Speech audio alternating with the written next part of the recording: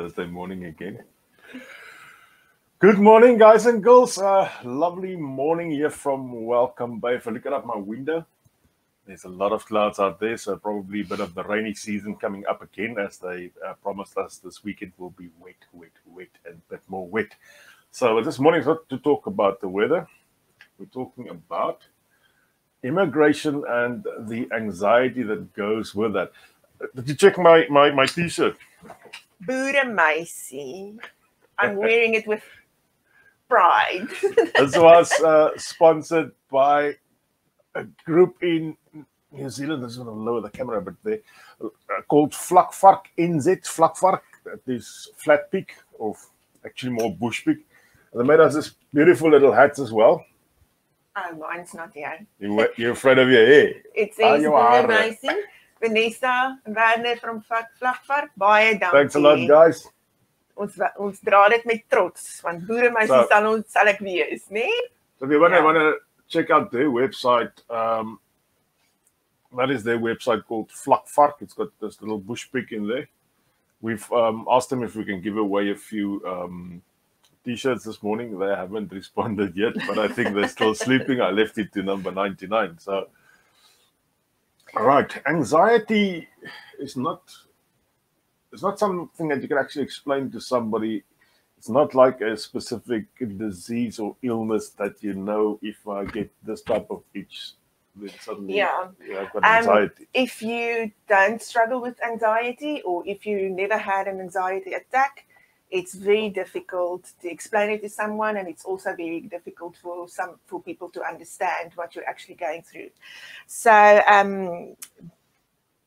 being a very anxious person, and I've been diagnosed with anxiety a few years ago, I thought maybe now is the right time to just talk about it a little bit, and how immigration actually triggered it. Yes. That's what I want to say. Anxiety actually triggered it. Anxiety, I think it was always there. I just don't think it was always. No, it wasn't that bad. Not bad. How the doctor once explained it to me is being anxious is not something that you can help. It's not something that you can avoid. It's just the way that your body is wired. So if you're an anxious person, you're an anxious person. You're always going to be an anxious person. You were born like that. Yeah. Point. So in the end, you just need to learn a few coping skills just to deal with it when it happens. And of course, so many people will crucify me for this, but please, you don't have to struggle with anxiety. There are medication, there are doctors. It's not something that you can get rid of just by trying to cope with it. There are medication. Please get help.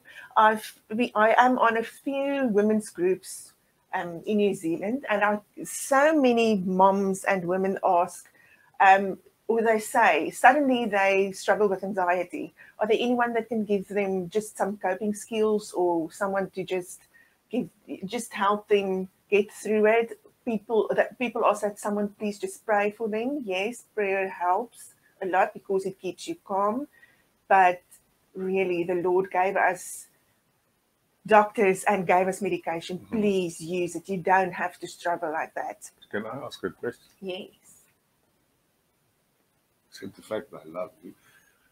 How do you yourself know that what's happening with you is anxiety? I mean, if I've never had anxiety before in my life, and something, what is wrong that will let you understand that this is anxiety? Yeah, I know that people's symptoms are different, or the triggers are different. Some people get very nauseous. In my instance, the first time I had an anxiety attack, I always get my attacks in the middle of the night for some strange reason. I actually thought I was having a heart attack. I woke up with my heart pounding so hard and so fast, I could actually see my chest moving. And I didn't know what was going on, but I didn't want to wake him up. So I got up in the middle of the night, and I was busy with some craft project or something. So I just went to the living room and tried, that was at 3 o'clock in the morning, tried to concentrate on what I'm doing. And then later I went back to bed, but I couldn't sleep again. So the next morning when I woke up, I told him, or when he woke up, I told him what was happening last night. And still I was feeling like that. It's to the point where I couldn't sit still. My head was just all over the place. I couldn't concentrate on anything.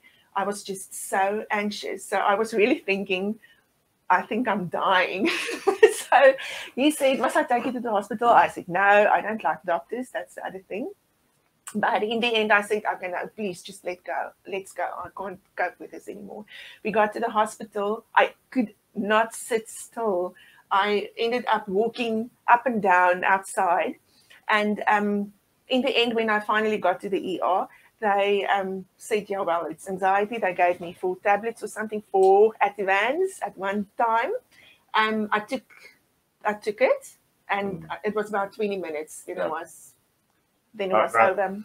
If I can describe anxiety to you, everybody in life has already had an anxiety attack once somewhere where a taxi cut in front of you and your heart goes like this, and you the next nervous. minute you like this.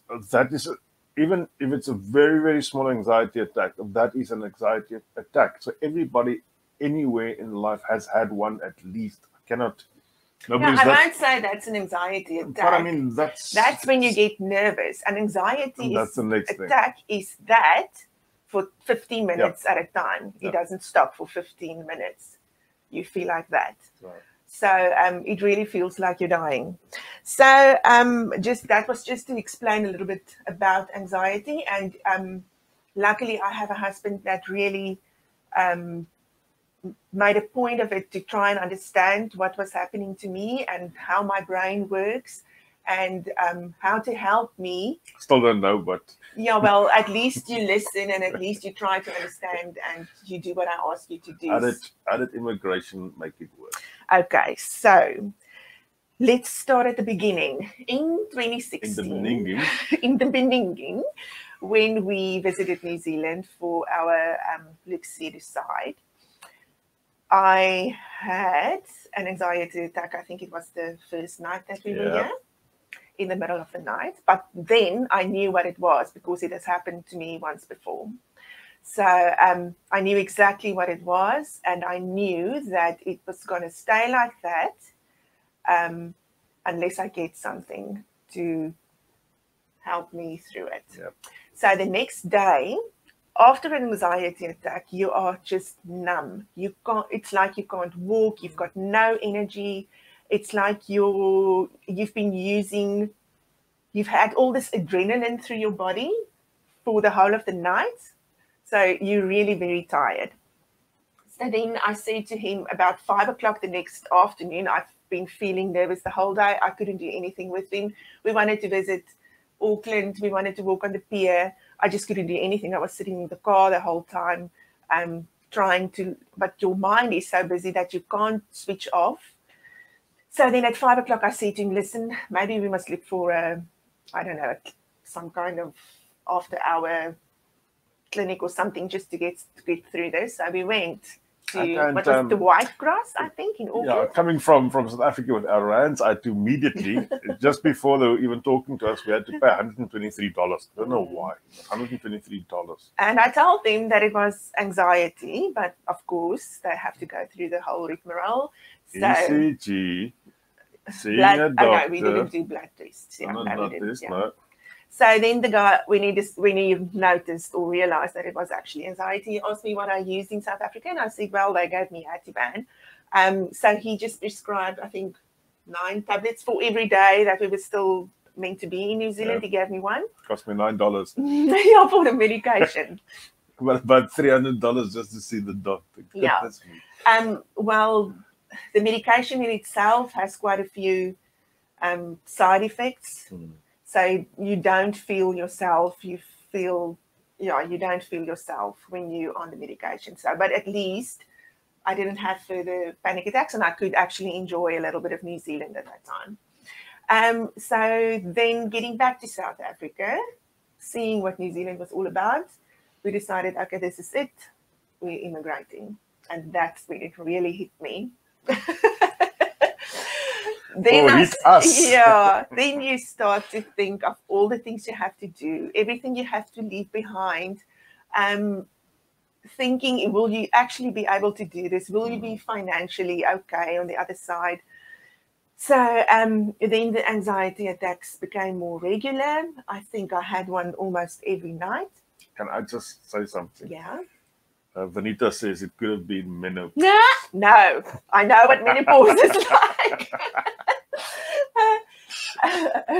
Okay, then what was I going to say? We were talking about all the things you got to leave behind. Yeah. Okay, so then, like I said, I don't like doctors. We had to go for our medicals. I have high blood pressure. Always had it since I think I was 28 or 29 or something. So being anxious, that obviously doesn't help the blood pressure situation. And I have what they call in Afrikaans Viljoen syndrome. So whenever you see a doctor, everything just escalates. Everything is just bad.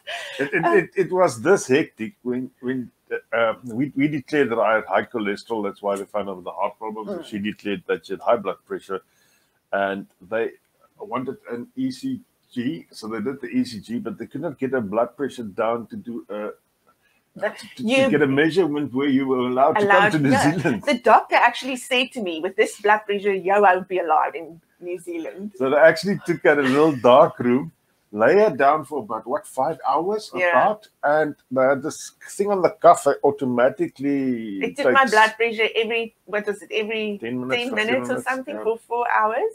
And I mean, with me, every time I hear that little thing going, I can just feel my blood pressure rising. So, okay, in the end, we got a reading that was still very high.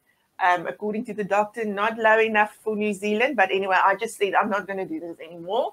Just take that and just send it to immigration. And if they say no, then I'm just over it. And strange enough, your blood pressure here is 100%.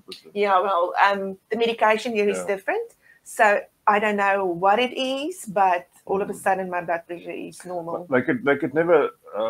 no, they could never get her blood pressure regulated in South Africa, but here it's been 100%. Yeah, it's been 100%. Interesting, actually. Or maybe it's just that I'm not so anxious in New Zealand or something. I don't know. That could also be the other thing. Yeah.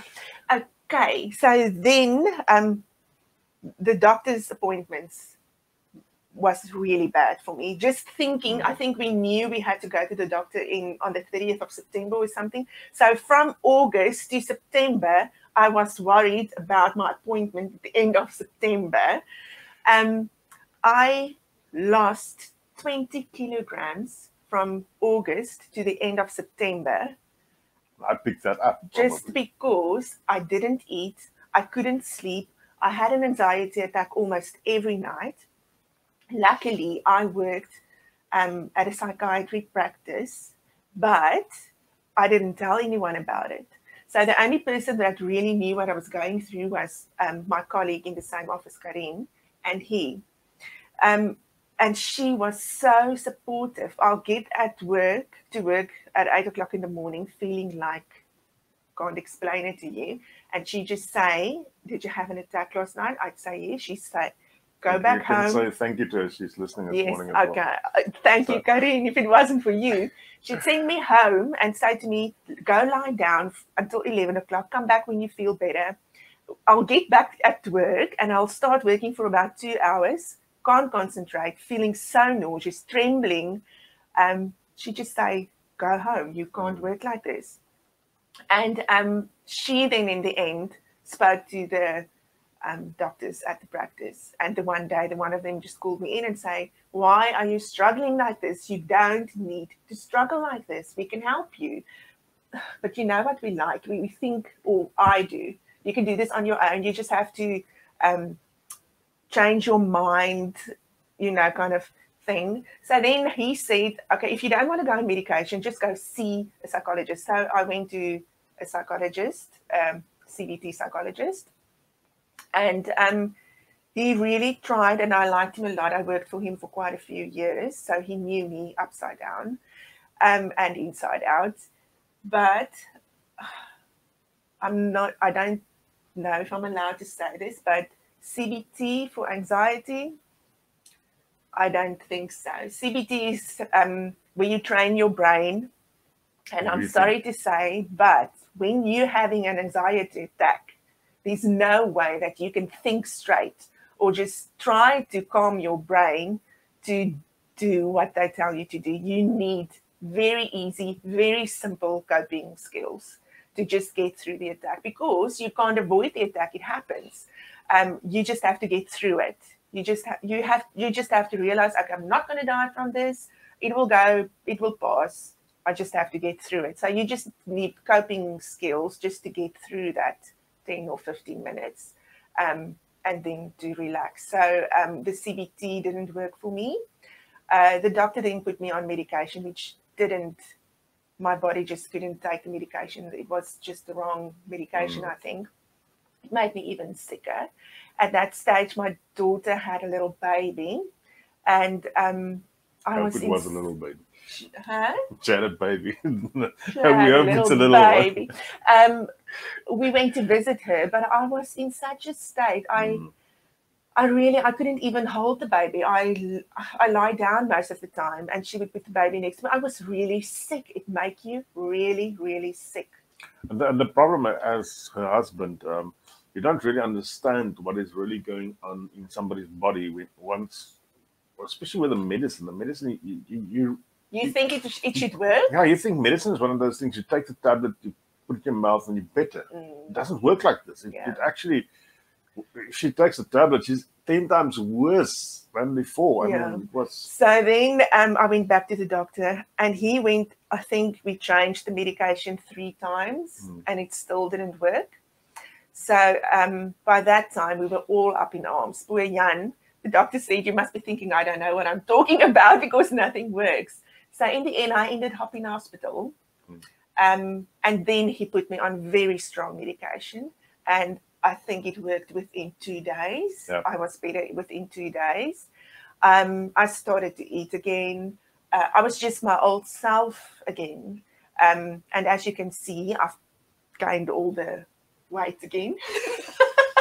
And I haven't lost no weight yet. So. But anyway, so that helped.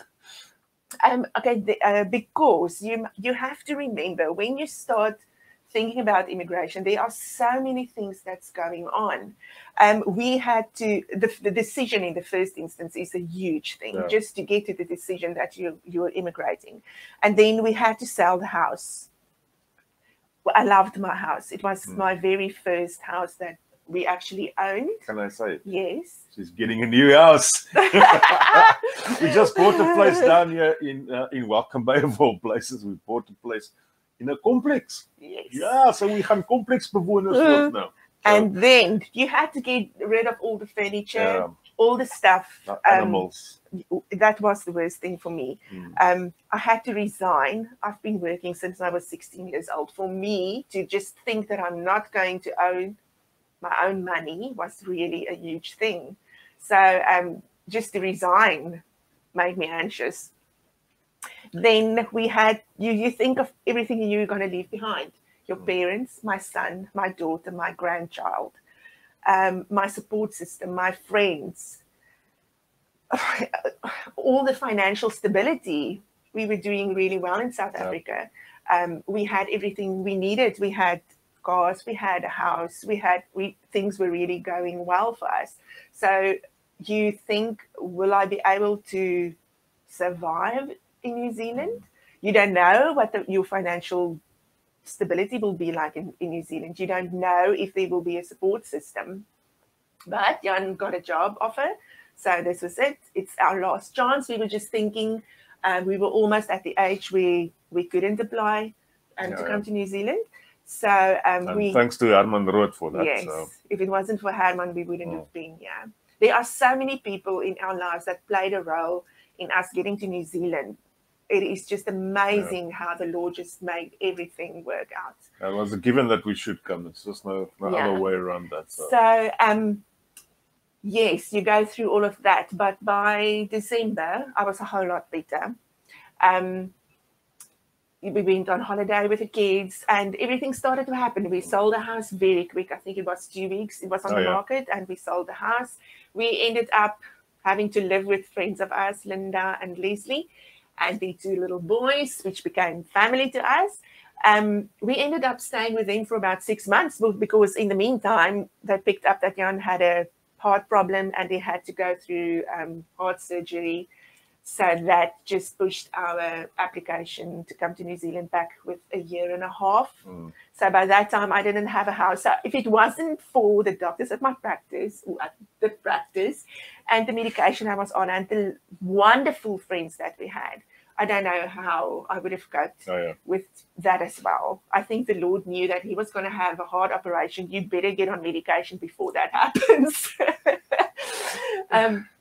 Okay, and then you go through the whole thing. You come to New Zealand, and by that time I was still on medication. The doctor gave me 6 months prescription or medication that I brought with me.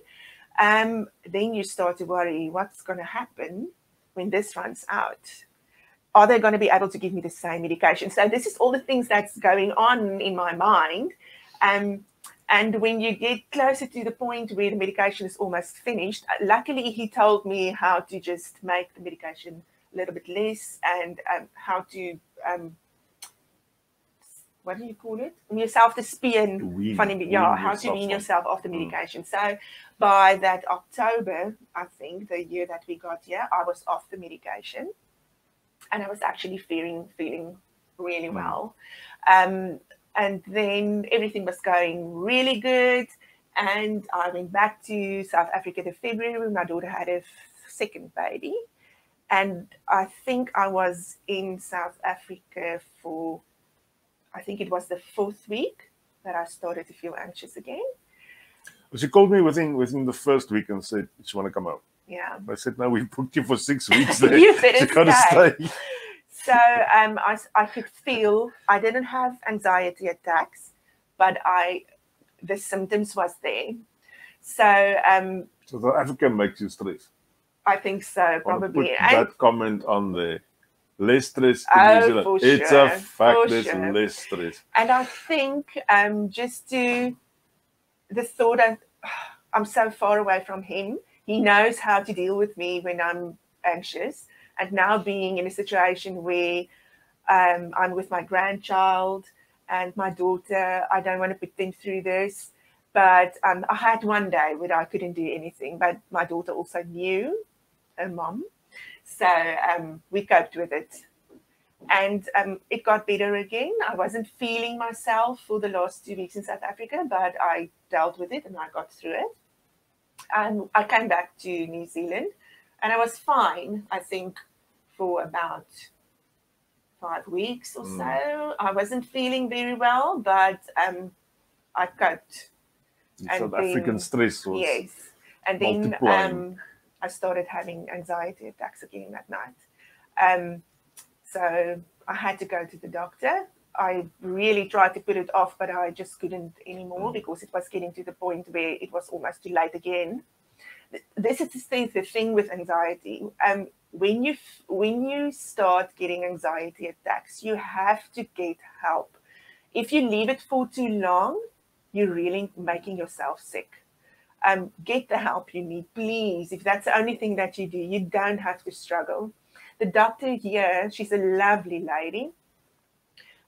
She immediately gave me something to take immediately just to get rid of the anxiety attack because I had one while I was sitting with her. Luckily, I was also there. And she put me on medication that also didn't work.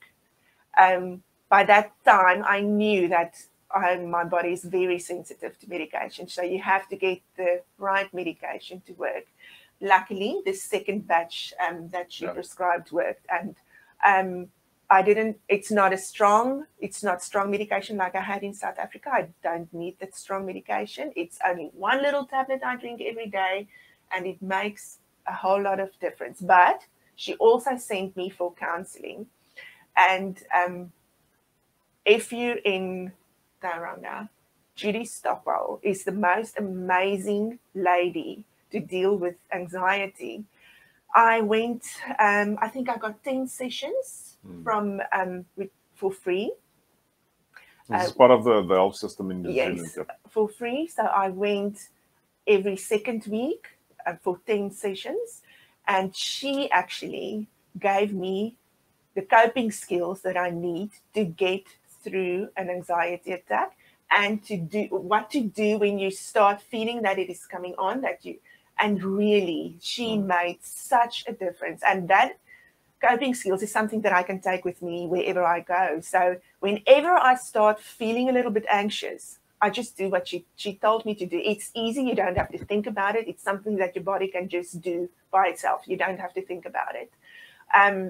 So that really helped me. The CBT didn't work for me. You can't think when you're having an anxiety attack. Your body is in automatic drive and it just goes. There's nothing you can do about it. But the skills that she gave me really helped me, and it really works. I lie in bed at night. It doesn't happen anymore because I'm on the medication. But before that, the medication also only starts working in about 6 weeks or 2 months. So from starting to use it for 6 weeks, you still get the anxiety attacks and you still feel really nervous. But the skills that she gave me, I'll lie in bed and feel that it's coming on, and I'll do what she told me, and it just disappeared. So who said that? I don't know. I'm also glad we're here.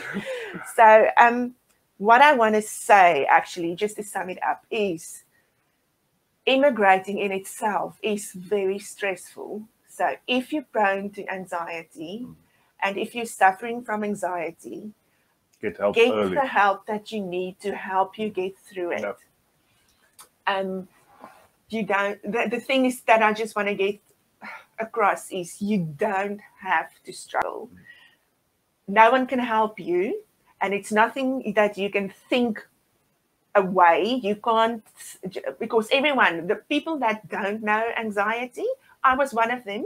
When someone said to me they have depression or anxiety or whatever, I'll just think for myself, oh, really, just get over it. And really was like that. You can just tell yourself, no, man, this is not so bad. You'll get through this. You're not dying. That's what everyone tells you. No, just say, you just think yourself through it. You can't. It's something that happens automatically. You can't think it away. I promise you, I tried. You can't think it away. Even if he said, okay, let's think together, because that's what he said. You're not going to die from this. You'll go through the whole thing with me. It doesn't work. It doesn't work. So if you've got the coping skills, and if you've got the little tablet to just get you through it, you will survive. And it's just so worth it. Yeah.